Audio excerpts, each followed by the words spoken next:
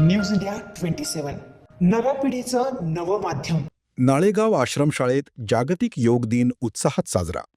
योगामुळे निरोगी जीवनाचा संदेश.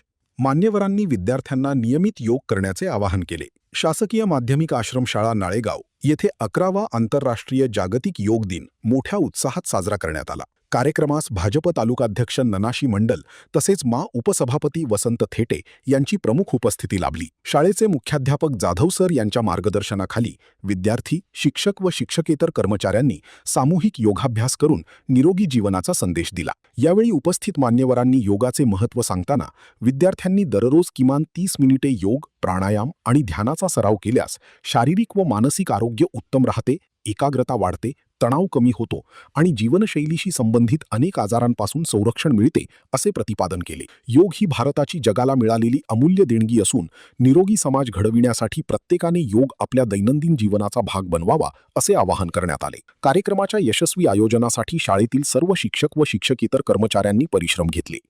विद्यार्थ्यांनीही मोठ्या उत्साहाने विविध योगासने व प्राणायामाचे प्रात्यक्षिक सादर करून उपस्थितांची दाद मिळवली. कार्यक्रमाच्या शेवटी सर्वांनी नियमित योग करण्याचा संकल्प केला. योग करा, निरोगी रहा हा संदेश देत कार्यक्रम उत्साहपूर्ण वातावरणात संपन्न झाला. जागतिक योगदान दिनानिमित्त अतिशय आपल्या नाळेगाव येथे आश्रमशाळेमध्ये सुंदररित्या आपण सर्व योगासन केले. आपल्या भारताचे लोकप्रिय पंतप्रधान आदरणीय नरेंद्रजी मोदी साहेब तसेच आपल्या महाराष्ट्राचे लोकप्रिय मुख्यमंत्री देवेंद्रजी फडणवीस साहेब या सरकारच्या माध्यमातून अतिशय सुंदररित्या आपण हा योग दिन साजरा केला.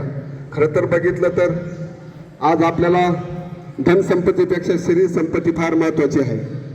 आज शरीराला सुख जर असेल तर आपल्याला सर्व काही मिळू शकतं, सर्व काही आपण करू शकतो. पण जर शरीर आपल्याला साथ देत नसेल, आपल्याकडे किती धनसंपत्ती असते तरी ती काही कामाची नाही. म्हणून आज जो काही शासनाचा अतिशय स्तुत्य उपक्रम आहे आपण तो नेहमी एक दिवसापुरता न मर्यादित ठेवता आपण 12 महिने दररोज आपण आपल्या शरीरासाठी 1 तास आपल्या शरीरासाठी देणं गरजेचं आहे. म्हणून आपण सर्वांनी दररोज योगासन करावं अशी आपल्या सर्वांना विनंती करतो आणि योग दिनाची आपल्या सर्वांना शुभेच्छा देतो. इथे आम्हाला अतिशय चांगल्या पद्धतीने बोलून तुमच्यामध्ये समाविष्ट केलं त्याबद्दल सुद्धा तुमच्या सर्व मुख्याध्यापक आणि सर्व शिक्षकांचे आभार व्यक्त करतो. धन्यवाद.